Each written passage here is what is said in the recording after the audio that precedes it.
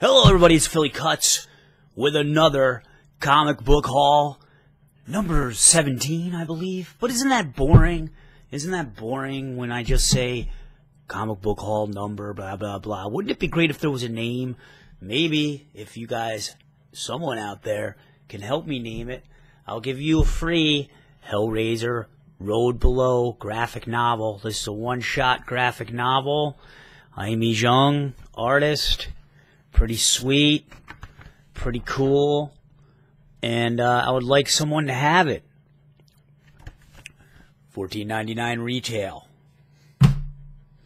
Alright guys, it is brick cold here where I am in upstate New York. Holy cow, it hurt to go to my comic book shop today. Right now it is getting into the below zero territory, Fahrenheit, here in upstate New York, Albany. I went to Earthworld, my comic book store, and I got a nice, healthy stack of comics to get me through this freaking Arctic week of weather, people. We are in the deep freeze up here in New York. Whew! And I'm ready. I am ready. So I want to thank everybody first who commented in my previous video, my 2,500 subscriber shout-out video. I will be answering your comments in that video on YouTube soon, probably right after I do this, so be on the lookout for my answers. Okay, warning! In this week's comic book haul video, there are going to be some spoilers, so when you hear this, spoiler alert, you might want to shut off the, show, alright? Let's get started. Marvel, we have The Amazing Spider-Man numero 12. And that's a great cover, isn't it? Those are the inheritors. These are the dudes that are going around in all the different verses, all the different Spider-Verse, multiverses, and they're killing them. As you can see, there's all different Spider-Man heads on the wall. You see that? You notice that? Like deer, like game. These inheritors are badass. And the way that the last issue ended, okay? Spoiler alert number 1, this big-ass inheritor named Solus basically went into the Spider-Man's safe zone. They supposedly had a safe zone. One of the verses was a safe spot, which was, I don't know, it had something to do with Cosmic Spider-Man. Cosmic Spider-Man got killed.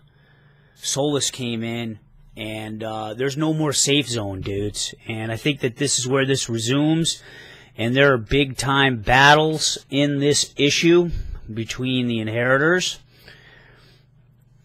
and the Spider-Men. Let me give you a non-spoilage page. Here we go. That looks like a Voltron Spider-Man. I don't know who that is, but he's kicking some inheritor ass, it looks like. Now, the big spoil in here is on the last page. And the internet's been ablaze about it, so that's why I don't feel too bad about it. That's why I'm going to do it. That's why I'm going to reveal what the last page of this issue is.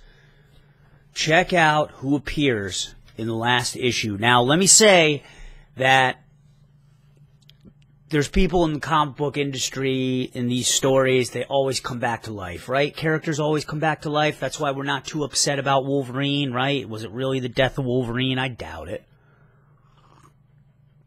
Nobody believes that for a second. But lots of people, especially in Spider-Man, said that there are some characters that should never, ever be brought back to life. And I want your guys' thoughts on this, but holy bejesus, bejesus, badunkadunk Christ. You know who that is, don't you? Peter? Uncle Ben? What the fuck? I'm not really that excited about it, because look, at the title of the fucking series is Spider-Verse. Obviously, it's going to be a Ben from, I didn't read this yet, but obviously, come on, it's not the Uncle Ben. So lots of people are like really upset. They're, they're in arms about it. This is sacrilege. You can't do this. Never mind that even Jesus Christ himself was resurrected. Come on, man. Get over it. Get over it. I don't think it's really that big of a deal. I want to see how it turns out. What verse is this Uncle Ben from? I doubt it's from ours. Come on, it can't be. So, come on, use your fucking heads. All right. I got the tie-in, Spider-Man 2099, number 7. There's going to be another minor spoiler in here, not too much. Basically, you have steampunk, whoops, the English people will know what that means. Steampunk Spider-Woman, or Spider-Lady, sorry, and Spider-Man 2099.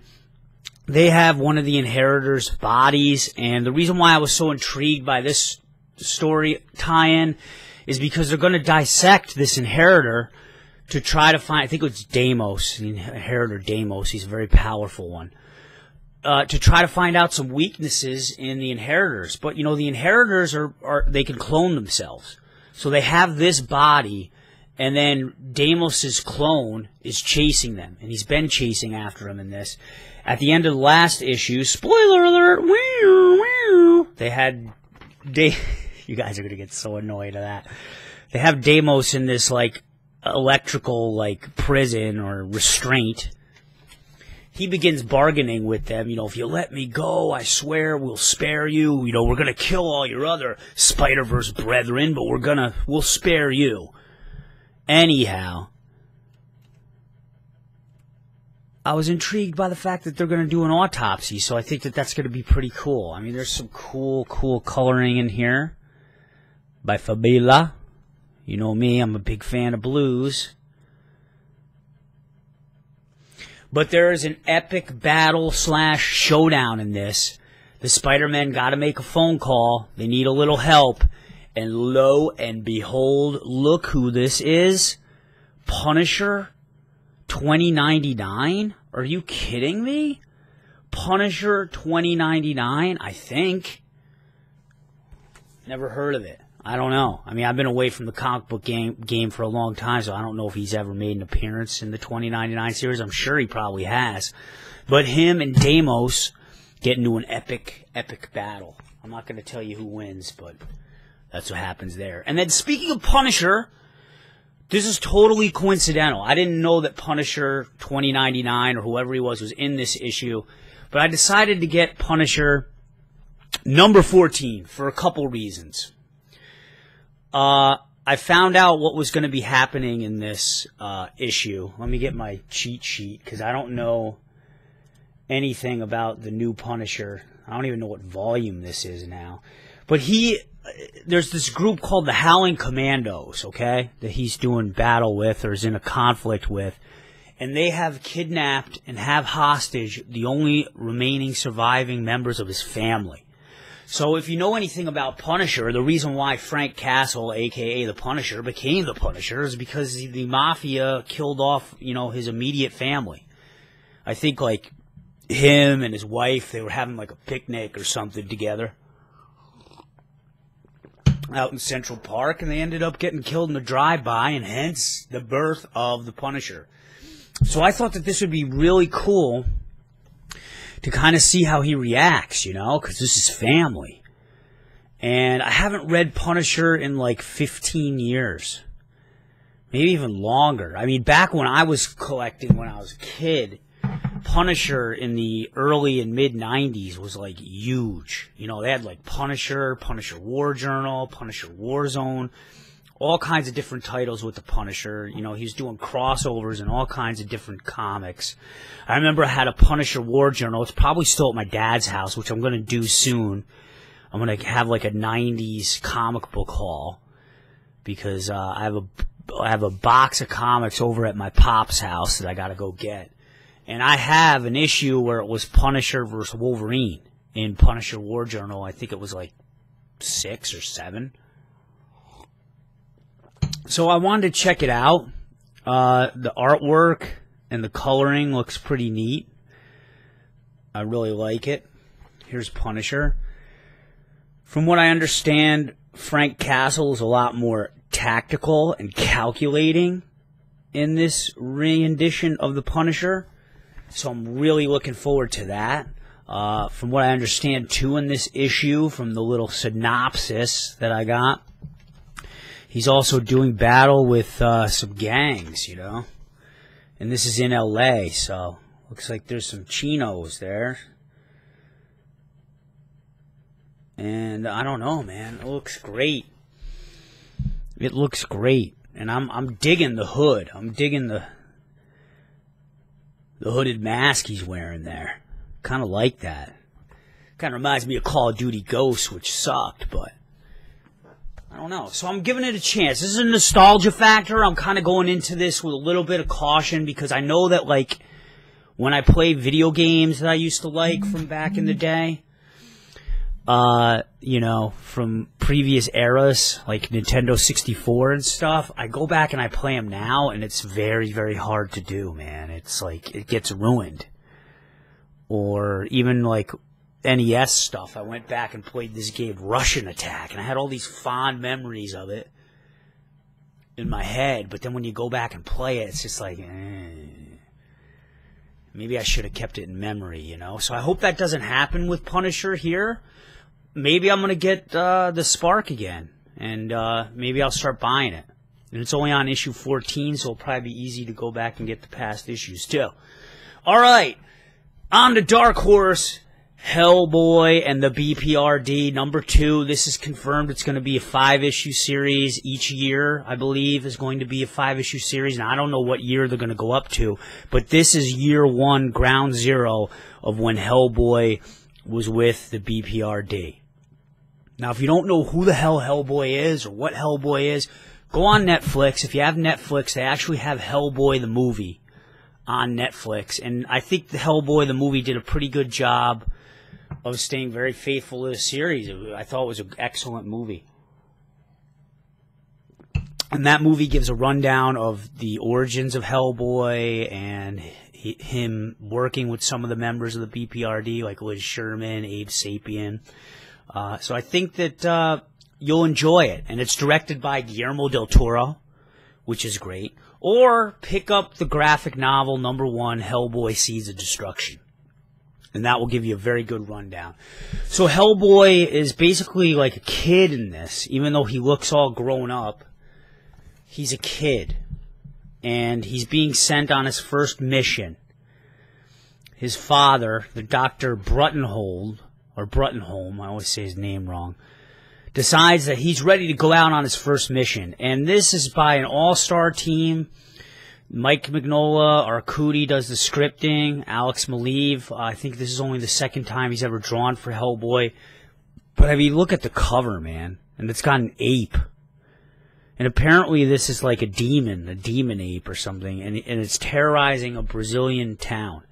So it's like a murder mystery / demonic possession kind of story. Kind of back to the supernatural elements of Hellboy. There's a little battle sequence here. Looks like they're in a church, maybe.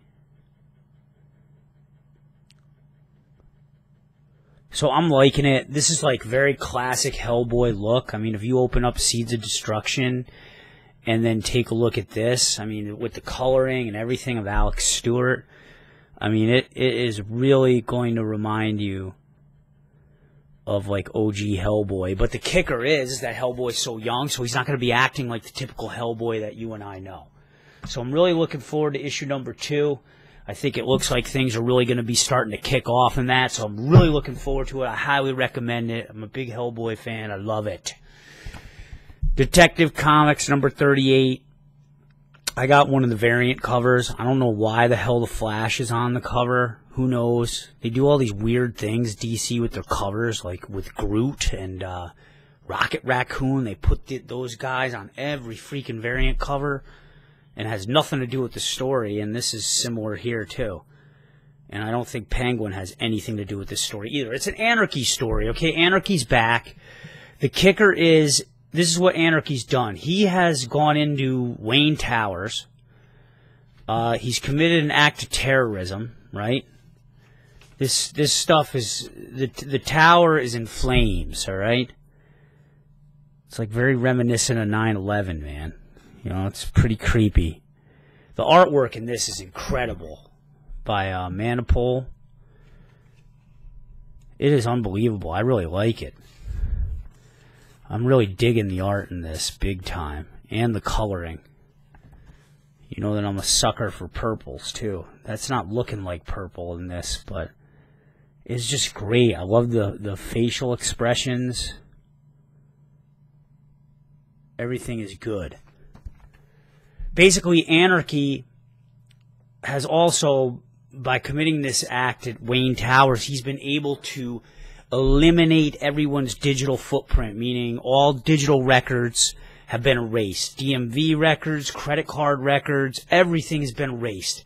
So he gets on TV somehow, hijacks a television broadcast, he says to the people of Gotham, everybody's identity is erased. It does not matter if you were a busboy, if you were a teacher, if you were a corporate executive, everybody from this day forward is at ground zero. And I've left everyone a gift on their front door, and they're these masks. And it reminds me of the anonymous masks. And he says, if you want to partake in this social experiment, you put on the mask. Okay, there he is right there. If you're a teacher, busboy, whatever. Put on this mask, decorate it how you wish, and you get to create a new identity for yourself. So it's pretty cool story. I don't know how plausible that is, but of course. But I think it's a pretty good premise. It's an interesting premise, and I'm looking really forward to reading this. And I have no idea how many issues this is going to be, if it's going to be as long and as intricate as Endgame, the story arc that's going on right now in Batman. So I'm really looking forward to it. And at the end of this one, I'm not going to give away a big spoiler, but I'm just going to say there's a twist. And it looks like Batman's going to be getting into a little bit of trouble with the public and the public eye and public perception of Batman. So looking forward to that. And I have an announcement. I've stopped collecting the weekly Batman title. I don't know why I can't remember the name of it. Arkham something. Oh, it's the weekly title. Anyway, I decided to stop collecting it because I'm already collecting 3 other Batman titles. Batman, Detective Comics, and Batman Superman. I'm going to keep collecting those. I'm dropping the weekly because it's just, you know, with that $12 a month, I could pick up like 3 or 4 extra titles, or even practically a graphic novel, which is what I did this week. We'll talk about this later. But I decided to drop it, man. I might pick it up later in trades, but the thing was, I forgot to pick it up. Last week, I didn't even go to the comic book store, and that was the only issue. Batman Eternal. Okay, that's what it is. Batman Eternal. Batman Eternal would have been the only book I would have had to pick up last week. That's why there was no comic book haul. And then the week before that, I actually forgot to pick it up. So that kind of told me something, too. Well, if I forgot to pick it up, then, you know what? What's really the big deal? So that meant this week I would have had to buy 3 issues. I would have had to spend $9 on Batman. And actually, if you factor in Detective Comics, I would have spent $13. So I was like, nah, I'm just going to drop it, man. I'm just going to drop it and put my money elsewhere, you know? So let me know what you think. Batman Eternal fans, I'm sorry. All right, on to Vertigo. Subsidiary of Batman. And we have Wolf Moon. And this is written by, oh my god, the same guy that does Sinestro, Cullen Bunn. And I really enjoyed the first issue. This guy is hunting a werewolf that once possessed him. This werewolf is able to possess a new person every month. He can curse a new person every month. I guess it has to do with probably the cycles of the moon or something. Phases of the moon. And this guy was once possessed by him, and he's hunting him. And it's a pretty good story so far. I'm really looking forward to see how it goes. It's only a 6-issue story. Limited series. Here's a look of the werewolf. And the action gets hot and heavy right on the second page. And these are other people that are hunting down the werewolf. And there's other hunters in here too, which is interesting. So I wonder how that's going to interplay. I mean, this werewolf looks pretty badass. He's pretty beastly. And there's never been like a really good werewolf story. So I'm very, very hopeful that this is good. And, you know, because we all need a little lycanthropy. Did I say that right? Lycanthropy in our lives, right? Werewolf is badass, man. And he fucks people up. It takes no prisoners, dude. So Wolf Moon, check it out. Cullen Bunn. Birthright. Joshua Williamson, probably one of the hottest writers in comic books right now. Nailbiter #9, I think, came out this week too. But like I said, I'm going to be buying the trades of Nailbiter. I've already bought the first trade. I'm waiting for the next one to come out, which should be out soon. Probably in another issue or two. Mikey, if you've been keeping up on this, it's a great cover, man. Great colors on this cover. Mikey, who is this dude here, went missing like a year ago, but he was a little child when he went missing. Went to some sort of other dimension, some other world, and he comes back as a freaking Viking Conan the Barbarian beast. A stud.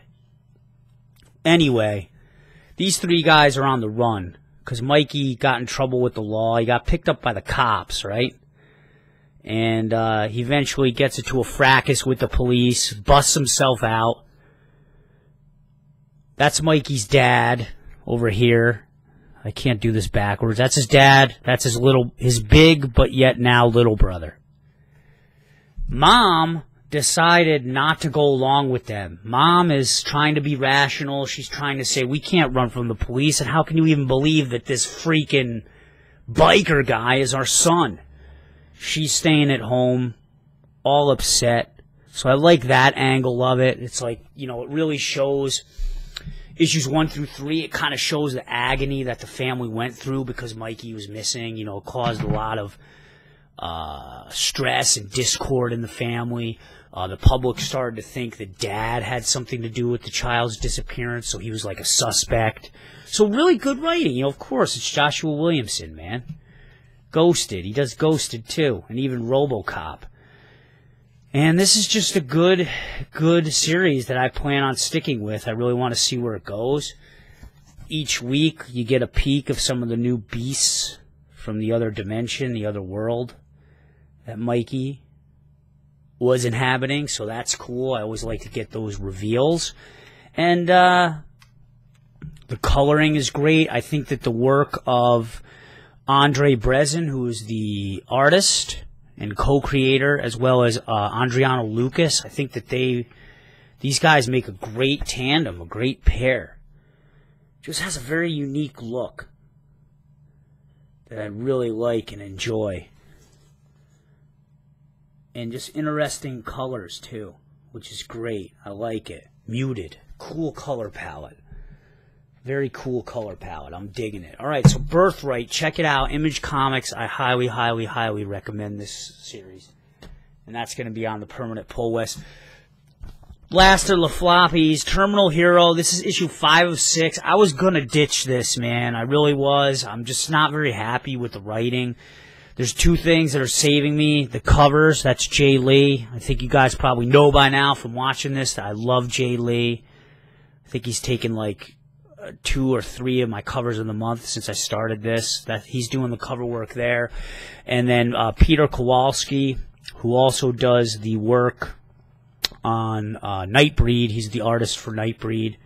I love him. He just has like real unique art style and makes these really sinister looking like eyeless faces. There she is. I just love the way those look.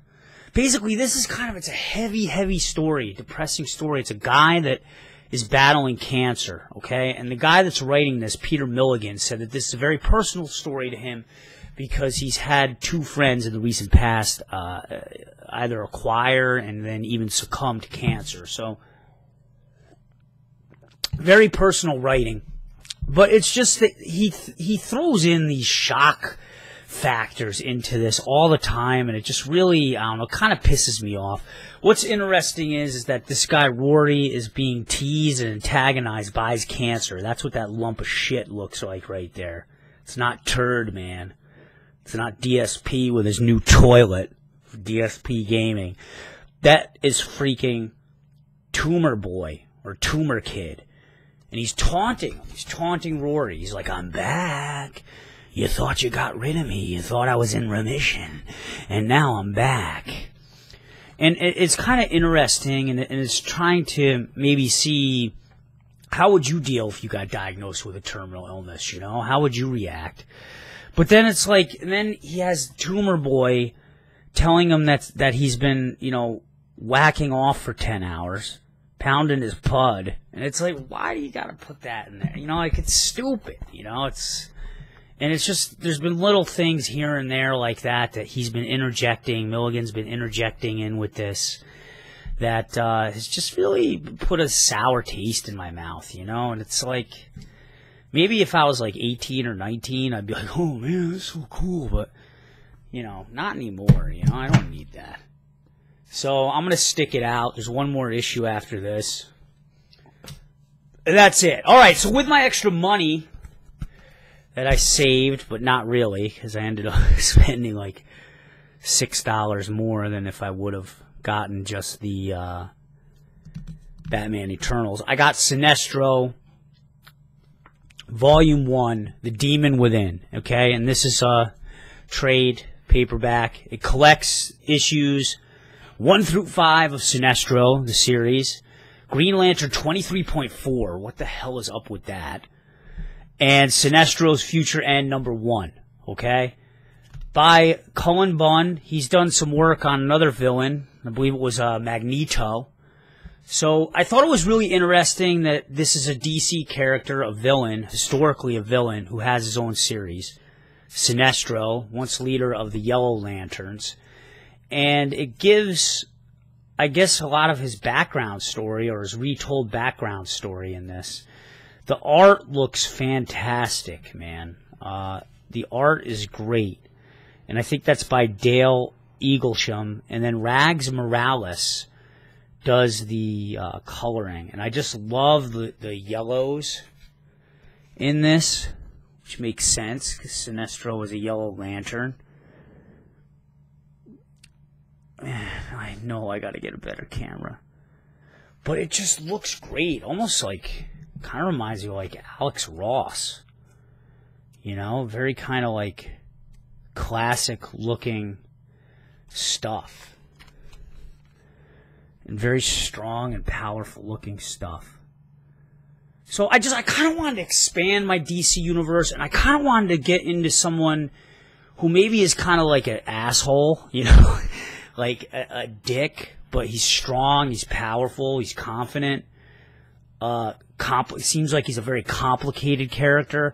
You know, I've never read Green Lantern, I've never read Red Lanterns or any of the other stuff, Green Lantern Corps, so I don't know, it might be interesting for me to get into that universe via Sinestro. It may be confusing, I don't know, it'll depend how good this stands up as a standalone title.